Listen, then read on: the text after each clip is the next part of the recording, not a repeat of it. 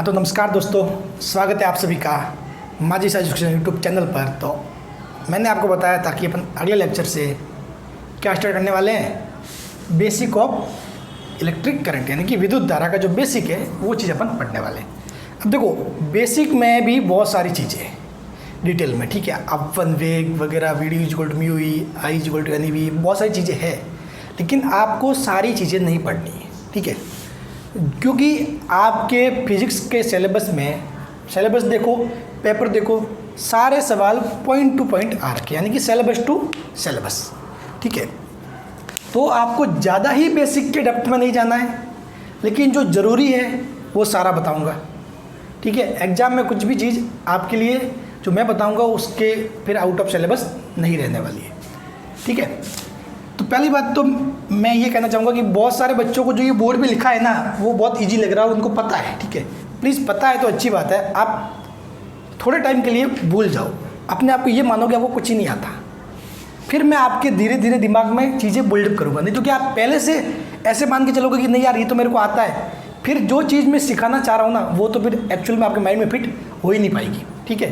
किसने सही कहा ना भी कोरे कागज़ पे लिखना आसान होता है, फिर कोरे कागज़ पे अपन अच्छे से लिख भी सकते हैं। तो बात वही है, आपको जो भी आता है, जितना भी आता है, अच्छा आता है, लेकिन ये वीडियो देखोगे ना उसके बाद आप सोचोगे अरे यार ये चीज़ तो पता ही नहीं थी, नई चीज़ सीखने को मिल गई। तो वो कॉन्सेप्ट बिल्डअप करना मेरा काम है, बस आप देखते रहना, मैं स्टेप बाय स्टेप क्या क्या चीज़ें बता रहा हूँ, कौन सी चीज़ पहले बता रहा हूँ, कौन सी बातें बता रहा हूँ, मुझे सब पता है आपको कैसे पढ़ाना है, तो वो आप मेरे पे छोड़ दो, बस आप देखते रहना, ठीक है। अब चलिए स्टार्ट करते हैं, ज़्यादा भाषण बहुत हो गया। बात करनी है अपने को इलेक्ट्रिक करंट की, विद्युत धारा। अब देखो, अपन लिख रहे हैं यहाँ पर विद्युत धारा, इलेक्ट्रिक करंट। मैं धारा भी लिख सकता था, लेकिन इसको अब धारा नहीं बोल के विद्युत धारा बोलना है, ठीक है। धारा तो कुछ भी हो सकती है, जल धारा भी हो सकती है, वायु धारा भी हो सकती है। धारा मतलब क्या होता है, किसी चीज़ का बहना, किसी चीज़ का बहना। जल धारा मतलब जल का बहना, वायु धारा मतलब वायु का बहना। तो अपन यहाँ पर लिखेंगे इलेक्ट्रिक करंट, विद्युत धारा, यानी कि इसका मतलब क्या हुआ, विद्युत का बहना। किसका, विद्युत का बहना। जब विद्युत बहता है तो उसको बोलते हैं विद्युत धारा। तो सर विद्युत कैसे बहता है, विद्युत क्या होता है, तो जो आवेश होता है वही क्या है, विद्युत है अपने आप में, ठीक है। ये विद्युत का बेसिक ही क्या है, आवेश है। जहाँ आवेश है वहाँ आसपास विद्युत क्षेत्र है, और वो सब कुछ क्या है, विद्युतीय इफेक्ट है वहाँ पर।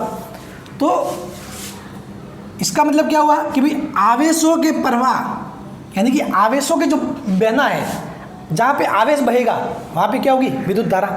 जिस प्रकार जल धारा में पानी बहता है, कि पानी के या फिर जल के बहने की दर, वो क्या बोल सकते हो, जल धारा बोल सकते हो, ठीक है। कि भी किसी पर्टिकुलर पॉइंट से या फिर किसी पर्टिकुलर सेक्शन से कितना पानी बह रहा है उसको बोलोगे जल धारा। उसी प्रकार विद्युत धारा क्या होता है, आवेशों के प्रवाह की दर को विद्युत धारा कहते हैं। आवेशों के प्रवाह की दर को विद्युत धारा कहते हैं। अभी आवेश इसमें दोनों हो सकते हैं, पॉजिटिव भी हो सकता है, नेगेटिव भी हो सकता है, ठीक है। आवेश दोनों हो सकते हैं, पॉजिटिव भी हो सकता है और नेगेटिव भी हो सकता है, इसमें कोई दो राय नहीं है, ठीक है। तो आवेशों के प्रवाह की दर को विद्युत धारा कहते हैं, ठीक है। अब देखो, आप कहोगे सर ये आवेश कहाँ पे बहेगा, तो आपने अगर जो मटेरियल होता है उसको अगर विद्युत के हिसाब से, ठीक है, 3 भागों में बांटते हैं, आवेशों के चालन के हिसाब से उसको 3 भागों में बांटते हैं। एक होता है चालक, एक होता है चालक, दूसरा होता है अचालक। एक होता है चालक, दूसरा होता है अचालक, और तीसरा होता है अर्धचालक।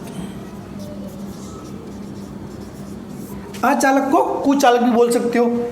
चालक यानी कि कंडक्टर, अचालक यानी कि इंसुलेटर, अर्धचालक यानी कि सेमीकंडक्टर, ठीक है। तो अर्धचालक में क्या होता है, आवेशों का प्रवाह, सॉरी अर्धचालक नहीं, एक मिनट, एक बार। तो इस अचालक में क्या होता है, आवेशों का प्रवाह नहीं होता। अचालक यानी कि कुचालक, इसमें आवेशों का प्रवाह नहीं होता। मैंने आगे भी जब एक गोले के बारे में बताया था तब मैंने बताया था कि भाई अचालक को जहाँ आवेश दिया वही रह जाता है, क्योंकि उसमें आवेशों का प्रवाह नहीं हो पाता। चालक क्या होता है, चालक में आवेशों का प्रवाह आसानी से हो जाता है, चालक में आवेशों का प्रवाह आसानी से हो जाता है, ठीक है। अपन नॉर्मली पढ़ते भी सुना भी होगा कि सर चालक में क्या होता है, फ्री इलेक्ट्रॉन्स वगैरह होते हैं, मुक्त इलेक्ट्रॉन्स, तो वो बहते रहते हैं। कुछ चीज़ें ऐसी पढ़ी होगी आपने, इतना तो याद होगा, ठीक है। तो चालक में क्या होता है, आवेश बह सकते हैं, अचालक में नहीं बहते। एक होता है अर्धचालक। अर्धचालक एक स्पेशल कैटेगरी है, ये अलग से चैप्टर ही है, तो इसके बारे में मैं अभी कुछ भी डिस्कस नहीं करूँगा। ये समझ लो, ये अर्धचालक अचालक से तो अच्छा है और चालक से कम है, ये समझ लो। ये मतलब अर्धचालक चालक और अचालक के बीच का है। बाकी पूरा चैप्टर है, उसमें अपन अच्छे से समझेंगे। यहाँ पे अपने टाइम वेस्ट करने का कोई मतलब नहीं बनता, ठीक है। तो आवेश किस में बहेगा, चालक में। किस में बहेगा, चालक में, ठीक है। तो आवेशों की प्रवाह की दर को विद्युत धारा कहते हैं। आई बराबर क्या होता है, Q/T। अपन जैसे कि दर मतलब क्या होता है, हमेशा जैसे कि अपन पढ़ते थे कि कार्य करने की दर को शक्ति कहते हैं। ये आपने पढ़ा है, P = W/T, कि भाई कार्य करने की दर को शक्ति कहते हैं। जहाँ पर भी फिजिक्स में इस टाइप की डेफिनेशन आ जाए तो ये समझ लो कि उसके नीचे T आएगा, समय। दर किसके सापेक्ष होती है, हमेशा समय के सापेक्ष। तो I = Q/T, ठीक है। जहाँ पर Q क्या है, आवेश है, Q क्या है, आवेश, T क्या है, समय। इसका मतलब क्या हुआ कि भाई एकांक, अगर मैं T = 1 सेकंड मान लूँ, T = 1 सेकंड इसको मान लूँ, तो 1 सेकंड में कितना आवेश बह रहा है उसको बोलेंगे विद्युत धारा। आई क्या है यहाँ पर, आई क्या है, विद्युत धारा। आई क्या अपना विद्युत धारा है, ठीक है। इसको आई से लिखते हैं, ठीक है। क्यू क्या है, आवेश। तो देखो अपने को पता है क्यू क्या है, आवेश है, जिसका मात्रक होता है कूलाम। टी क्या है, समय, जिसका मात्रक होता है सेकंड। तो विद्युत धारा का मात्रक क्या होगा, कूलाम पर सेकंड, ये होगा कूलाम पर सेकंड। लेकिन इस कूलाम पर सेकंड को आप एम्पियर भी बोल सकते हो, जिसका मात्रक एम्पियर होता है। एम्पियर स्टैंडर्ड मात्रक होता है, ऐसा ही मात्रक क्या है, जिसका मात्रक एम्पियर होता है। एम्पियर को लिखते हैं ए से, एम्पियर को लिखते हैं ए से। जिस प्रकार आवेश को लिखते हैं ना कि भाई 4 माइक्रो कूलाम C, ऐसे कैसे, अगर मैं 4 एम्पियर लिखूँ तो ऐसे, इसको लिखते हैं ए से दर्शाते हैं, ठीक है। विद्युत धारा एक अदिश राशि है। विद्युत धारा क्या है, अदिश राशि है। विद्युत धारा की कोई दिशा नहीं होती, ठीक है ना। हाँ, आपको अगर ये कन्फ्यूजन है कि सर तार में अगर इस साइड धारा बह रही है, इस साइड धारा बह रही है, तो फिर वो सदिश क्यों नहीं होता, तो ये चीज़ें मैं आगे क्लियर कर दूंगा, ठीक है। इसकी कोई दिक्कत नहीं है, मैं सब कुछ कॉन्सेप्ट आपके जो भी कॉन्सेप्ट जरूरी है यहाँ पर बिल्डअप करना, वो मैं सारे क्लियर कर दूंगा, ठीक है। बाकी जो चीज़ें आपके इस लैब असिस्टेंट के हिसाब से उपयोग नहीं है, वो मैं एक भी फालतू की चीज़ आपको नहीं बताने वाला। आपके लिए समय बहुत इंपॉर्टेंट है, आपको वही बताना है जो आपके सिलेबस में है, और अच्छे ढंग से बताना, और मैं वही कोशिश कर रहा हूँ, ठीक है। अब चलिए आगे कुछ और इम्पोर्टेंट पॉइंट्स पढ़ते हैं। अब देखिए आगे, अब मैं बोल रहा हूँ कि भाई किसी क्षण पर धारा निकालनी है आपको। किसी क्षण पर, अपन जिस प्रकार आपने पढ़ा होगा कि भाई वेग भी 2 प्रकार के होते हैं। कौन कौन से, एक तो औसत वेग, दूसरा होता है किसी क्षण पर वेग। तो किसी क्षण पर वेग निकालने के लिए आप क्या करते थे, v = dx/dt, ऐसे करते थे, v = dx/dt। लेकिन अगर आपको औसत वेग पूछते थे तो क्या करते थे भाई, कुल विस्थापन अपॉन कुल समय, ऐसे करते थे। तो इसका मतलब क्षण मतलब किसी पर्टिकुलर सेकंड पर, पर्टिकुलर टाइम पर, समझ गए। और मतलब औसत मतलब कि भाई एक 0 सेकंड से लगाकर 10 सेकंड तक इतना आवेश निकला है, तो कुल औसत धारा कितनी है, समझ रहे हो। औसत और क्षण में, किसी क्षण पर मतलब किसी पर्टिकुलर पॉइंट पर, पर्टिकुलर समय पर, हाँ कि t = 2 सेकंड पर, तो t = 2 सेकंड पर ही, समझ रहे हो। जैसे कि किसी चालक में कोई आवेश 0 से 10 सेकंड तक के लिए प्रवाहित होता है, तो इसकी धारा 2 तरह से निकाल सकते हो। एक तो कोई बोलेगा कि सर 0 से 10 सेकंड तक कुल धारा कितनी है, तो 0 से 10 सेकंड तक जो कुल आवेश निकला है उसका योग कर दो अपॉन कुल समय 10 सेकंड। एक बोलेगा कि सर t = जब 3 सेकंड थी तब उस पर से धारा कितनी जा रही थी, तो उसके लिए अपन क्या फार्मूला यूज करते हैं, आई स्टैंडर्ड, यानी कि dq/dt, यानी कि उस पर्टिकुलर पॉइंट पर, उस पर्टिकुलर समय पर, ठीक है। तो इसके लिए क्या हुआ, किसी क्षण पर धारा, तो क्या हो जाएगा dq/dt, ठीक है। अगर औसत धारा की बात करें तो आई एवरेज, यानी कि कुल प्रवाहित आवेश अपॉन आवेश प्रवाह में लगा समय, यानी कि डेल्टा क्यू अपन डेल्टा टी। ठीक है, ऐसे भी लिख सकते हो आप, यानी कि कुल बड़ा वाला। अब देखिए दोनों के लिए मैंने अलग अलग सवाल बनाए जिनको करेंगे तो आपका डाउट क्लियर हो जाएगा। पहले मैं क्या कह रहा है कि किसी चालक में प्रवाहित आवेश Q = 3t² + 4 कूलाम से दिया जाता है। यानी कि भाई आवेश समय पे डिपेंड कर रहा है कि भाई किसी पॉइंट से कितना आवेश बह रहा है, वो समय पे डिपेंड कर रहा है, समय अनुसार चेंज हो रहा है, और वो किस फॉर्मूले से दिया जा रहा है, Q = 3t² + 4 कूलाम द्वारा दिया जाता है। चालक में t = 1/2 सेकंड पर धारा का मान ज्ञात करो। तो मैंने बताया ये t = 1/2 सेकंड, यानी कि पर्टिकुलर पॉइंट पे पूछ रहा है, किसी क्षण पर पूछ रहा है। तो क्षण पर पूछ रहा है, इसका मतलब क्या होगा कि भाई I = क्या होगा, dq/dt। तो d/dt ऑफ q कितना अपने पास 3t² + 4। जब आप अवकलन करोगे t के सापेक्ष तो कितना हो जाएगा, ये कितना हो जाएगा, 3 तो 12 जाएगा, और t² का 2t, तो 3 × 2t, और 4 का 0। 4 क्या है, कांस्टेंट है, कितना हो जाएगा, 0 हो जाएगा। तो ये आ गया अपने पास d3/dt = कितना आ गया, 60। कितना आ गया, 60। अब आपको क्या करना है, t = 1/2 पर निकालना है, 1/2 सेकंड पर। तो यहाँ रख दो, 6 × 1/2 कितना आया, 3। तो 3 एम्पियर। धारा कितनी बहेगी, सॉरी एम्पियर को डिग्री विग्री नहीं आता है, हाँ 3 एम्पियर। ठीक है, समझ गए।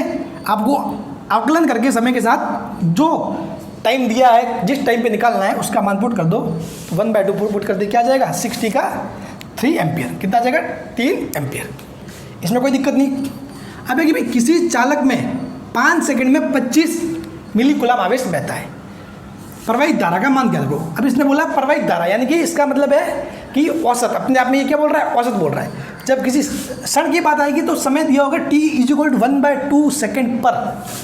ये क्या बोल रहा है, 1/2 सेकंड पर, कि t = 1/2 पर क्या मानता है, ये बोल रहा है प्रवाहित धारा का मान क्या, यानी कि ये औसत पूछ रहा है। क्या पूछ रहा है, औसत पूछ रहा है, कोई पर्टिकुलर पॉइंट नहीं दे रहा। किसी चालक 5 सेकंड में, ये 5 सेकंड का पीरियड है, ना कि 5वें सेकंड पर, समझ गए। ये क्या कह रहा है कि भाई टोटल 5 सेकंड में कितना गुजरा आवेश, वो बता रहा है। जब यहाँ पर उस 1/2वें आधे सेकंड पर कितना मान था वो निकालना है। अब देखिए, तो इसके लिए क्या हो जाएगा, आइए अपने को पता है कुल आवेश अपॉन कुल समय, तो कितना हो जाएगा 25, और ये मिली कूलाम है, मिली यानी कि 10⁻³ और 5 सेकेंड, कितना हो जाएगा 5 × 10⁻³ एम्पियर।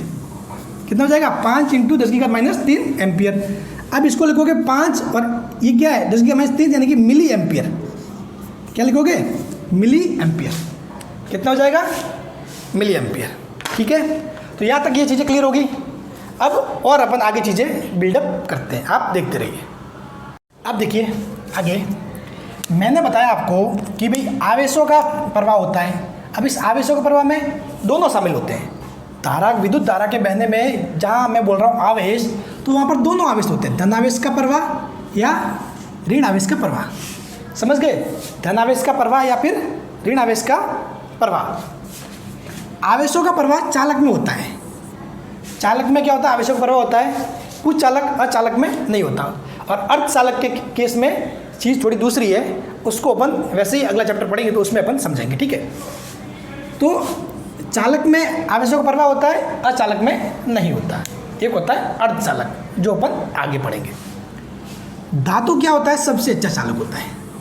भाई धातु क्या होती है, सबसे अच्छी चालक होती है। इनका कारण क्या है कि धातु में बहुत सारे मुक्त इलेक्ट्रॉन होते हैं। जो धातुएं होती है उनमें बहुत सारे मुक्त इलेक्ट्रॉन होते हैं। तो ये आपको माइंड में ये रहा कि सर ये मुक्त इलेक्ट्रॉन मतलब क्या है, ऋण आवेश है, ये कहाँ से आते हैं भाई, इतने सारे मुक्त उनके पास क्यों है।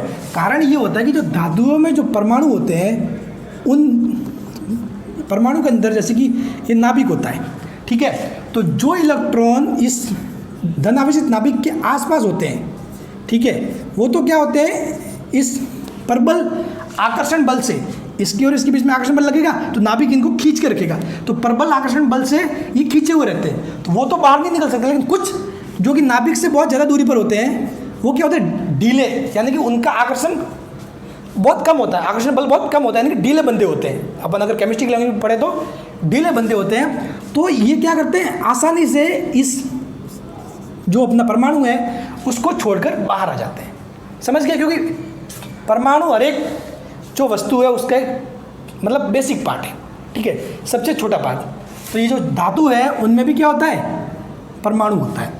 उस परमाणु के अंदर नाभिक होता है, नाभिक में प्रोटॉन होते हैं, न्यूट्रॉन होते हैं, और बाहर क्या होते हैं, इलेक्ट्रॉन होते हैं। कुछ इलेक्ट्रॉन प्रबल आकर्षण बल से बंधे रहते हैं, ज़्यादा बंधे रहते हैं, वो नहीं टूट पाते, बाहर नहीं निकल पाते। कुछ इलेक्ट्रॉन दुर्बल आकर्षण बल यानी कि दूर होते हैं, इसलिए वो आकर्षण बल क्या होता है, दुर्बल हो जाता है, क्योंकि दूरी बढ़ जाती है। उस केस में वो ढीले बंधे रहते हैं और आसानी से बाहर निकल जाते हैं। जो बाहर निकल जाते हैं उनको बोलते हैं अपन मुक्त इलेक्ट्रॉन, ठीक है। यानी कि इनको अपन कोई भी फोर्स लगा के या विद्युत लगा के इसको मतलब बहा सकते हैं, इस आवेश को अपन क्या कर सकते हैं, बहा सकते हैं। तो इनको बोलते हैं मुक्त इलेक्ट्रॉन। समझ गए? तो ये मुक्त इलेक्ट्रॉन कहाँ से मिलते हैं, ये मुक्त इलेक्ट्रॉन मिलते हैं परमाणु से आते हैं। और वो कौन से होते हैं, जो ढीले बंधे हुए होते हैं, ठीक है, जो परमाणु से अच्छे से जुड़े हुए नहीं होते, वो क्या कहलाते हैं, मुक्त इलेक्ट्रॉन। समझ गए? जो आसानी से बाहर निकल जाते हैं परमाणु छोड़कर। अब देखो,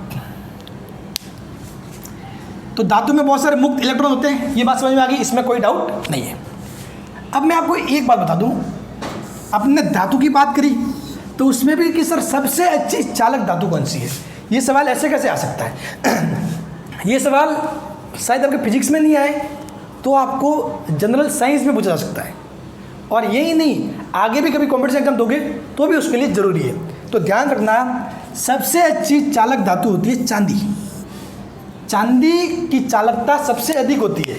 सबसे अधिक चालक क्या होती है, चांदी होती है। उसके बाद क्या होता है, तांबा यानी कि कॉपर, पहले सिल्वर उसके बाद कॉपर, उसके बाद आता है गोल्ड।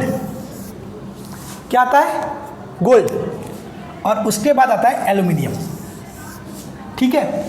अब सिल्वर, कॉपर, गोल्ड, एल्यूमिनियम, चांदी, तांबा, सोना, एल्यूमिनियम। तो यहाँ पर आपको पता है भाई साहब, चांदी के तार अपन बना सकते हैं क्या, सोने के तार बना सकते हैं क्या, भाई कितना महंगा है, पहनने को नहीं मिल रहा है, तार कहाँ से बनाओगे। तो अपने जो डेली लाइफ में जो यूज में जो तार अपन बनाए जाते हैं, जो भी अपनी चीज़ होती है वो किसके आसपास घूमती है, कॉपर और एल्यूमिनियम, ठीक है, तांबा और एल्यूमिनियम के बीच में घूमती है चीज़ें सारी।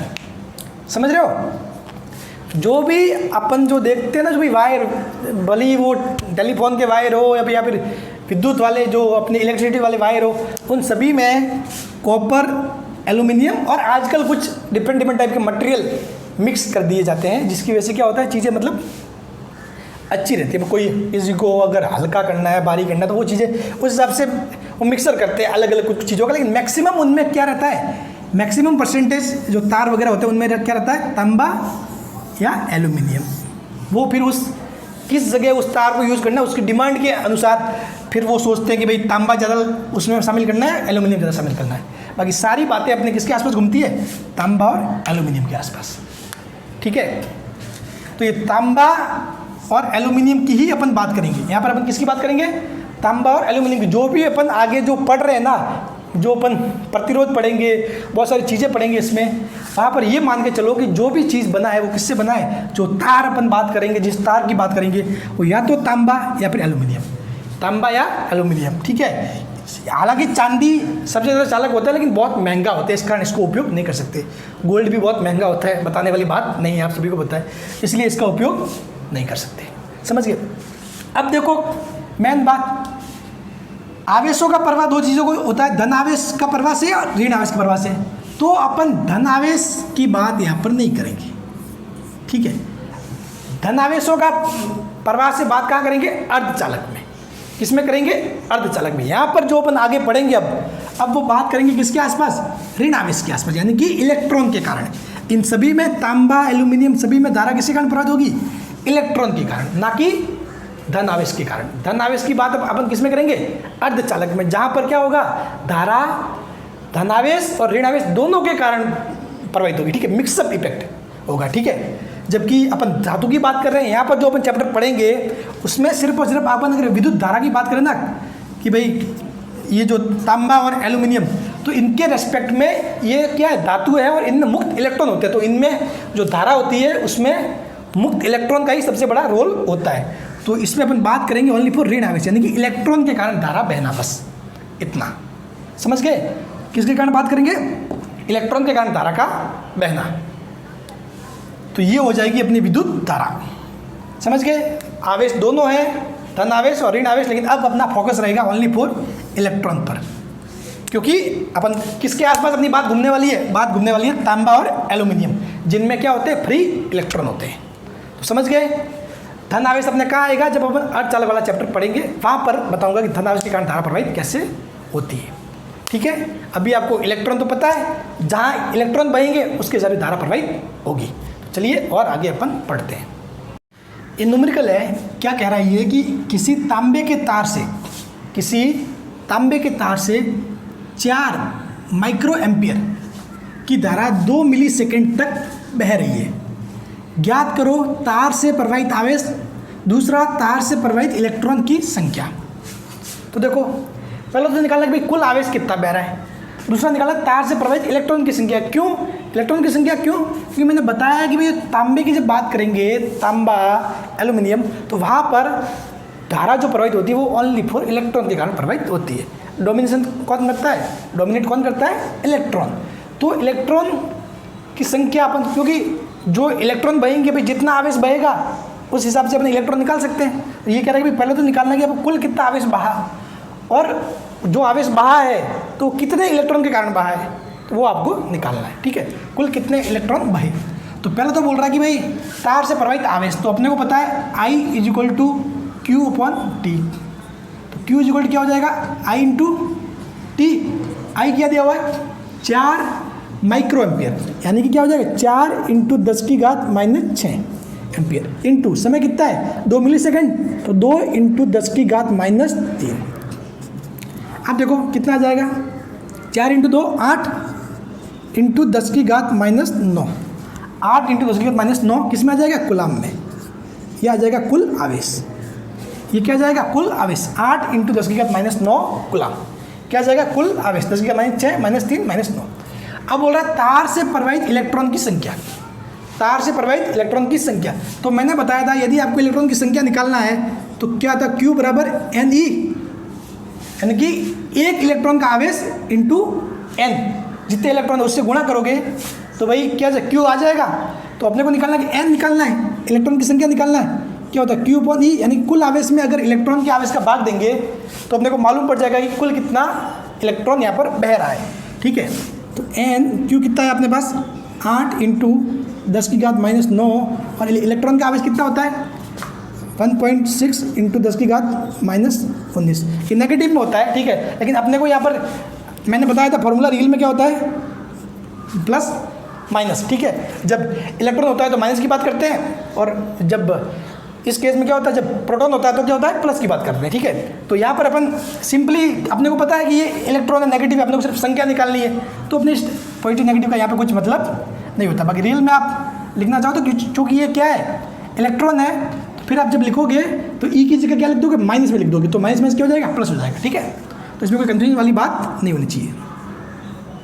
वो तो आपको बस पहले से पता होना चाहिए कि भाई आप जो निकाल रहे हो वो क्या निकाल रहे हो, इलेक्ट्रॉन निकाल रहे हो, तो आपको पता ही है। ठीक है, तो आवेश का कुल मान कितना होता है, मान 1.6 × 10⁻⁻19, हालांकि माइनस में होता है, ये सभी को पता है। अब देखो कितना आ जाएगा, 8 में 1.6 का भाग दो, कितना जाएगा 5 बार, और ये 10⁻⁻19 ये ऊपर जाएगा, ये किस में हो जाएगा पॉजिटिव 19, तो कितना रहेगा 10⁻10। तो n बराबर इतने इलेक्ट्रॉन निकलेंगे, क्या बहेंगे, इतने इलेक्ट्रॉन बहेंगे। ठीक है, n बराबर 5 × 10⁻10। ठीक है, बात समझ गए।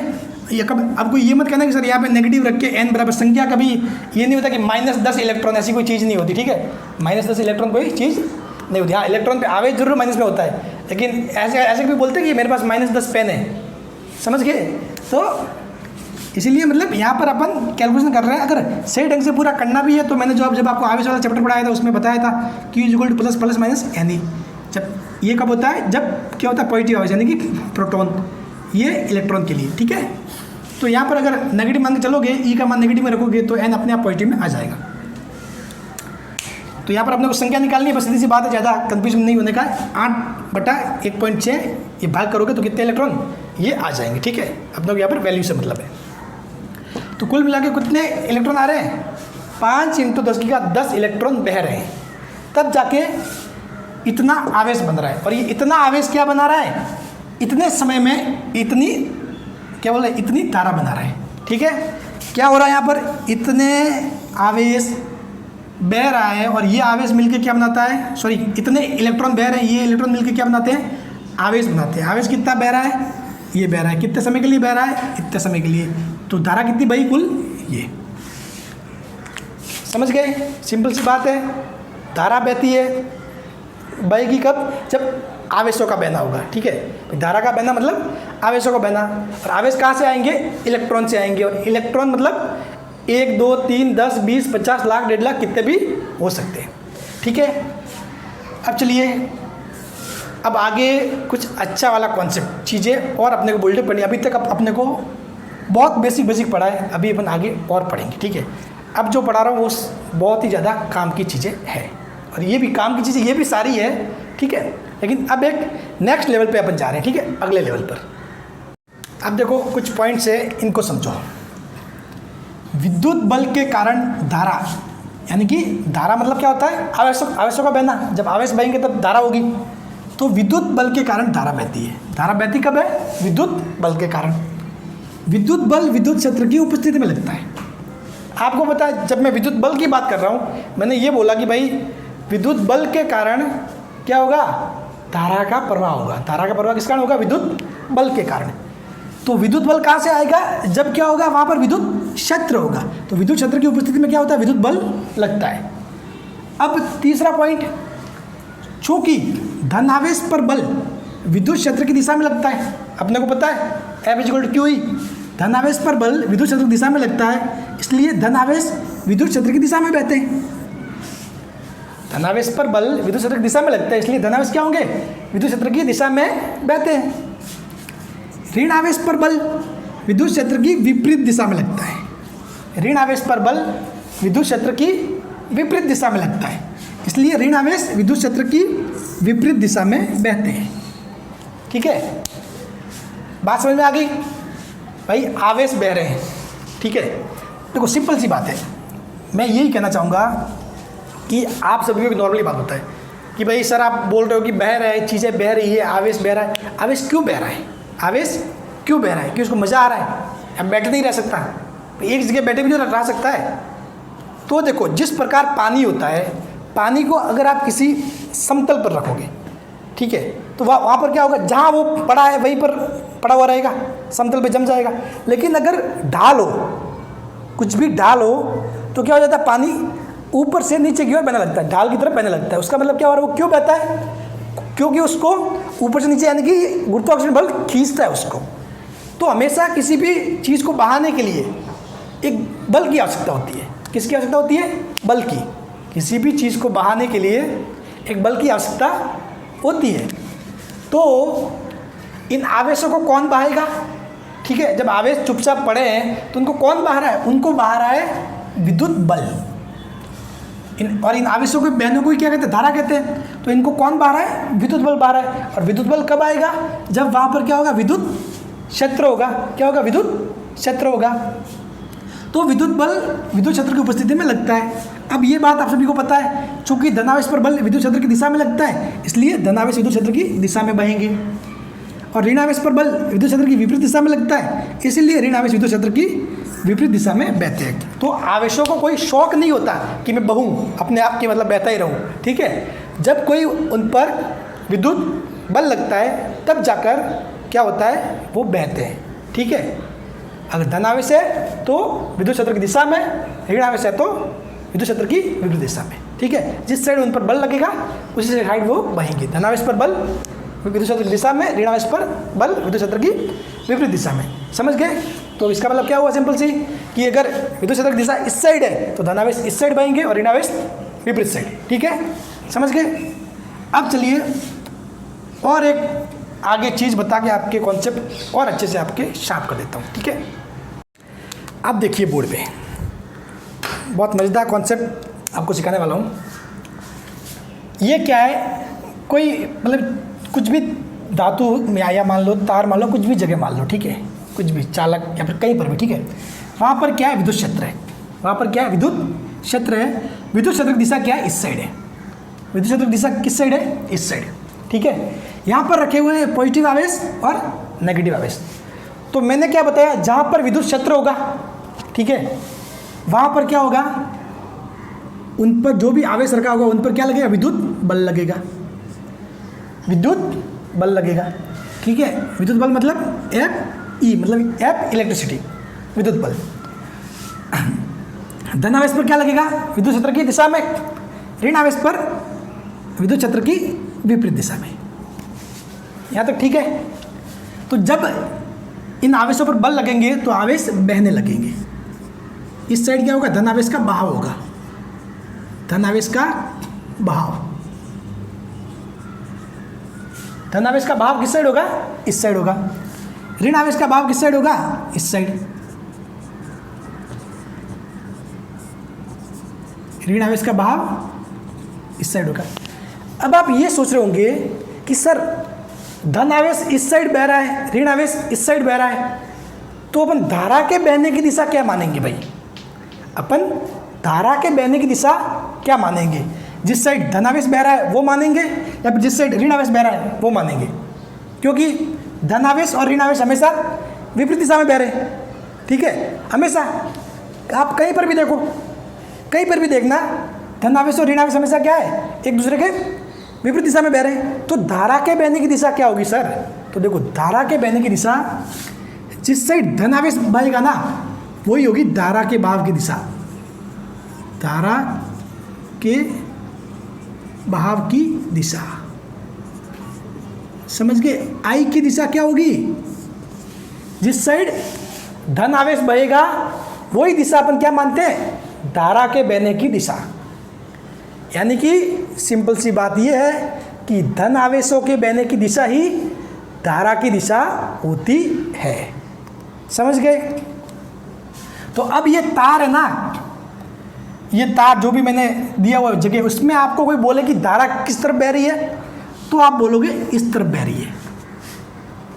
अगर वो धारा पॉजिटिव आवेश के कारण बह रही है तो वो अपने आप समझ जाएंगे अपन कि भाई वो पॉजिटिव आवेश इस साइड बह रहे हैं।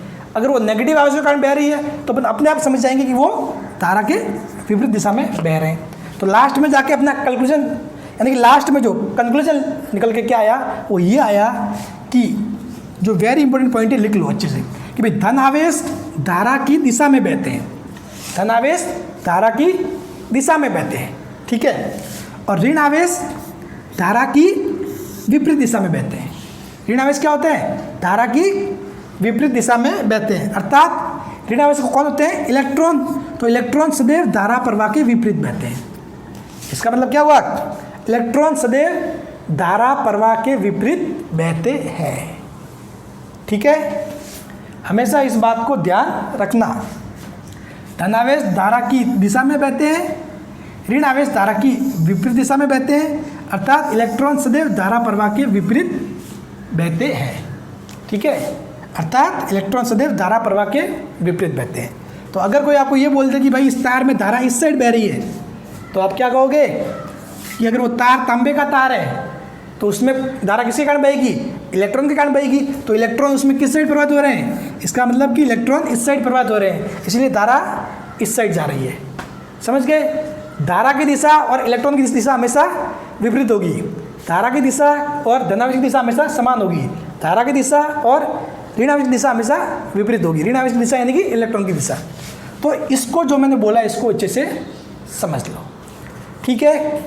तो आज के लेक्चर में इतना ही। अभी बेसिक में कुछ चीज़ थोड़ी सी और बाकी है, उनको अपन आगे और पढ़ने वाले हैं, ठीक है।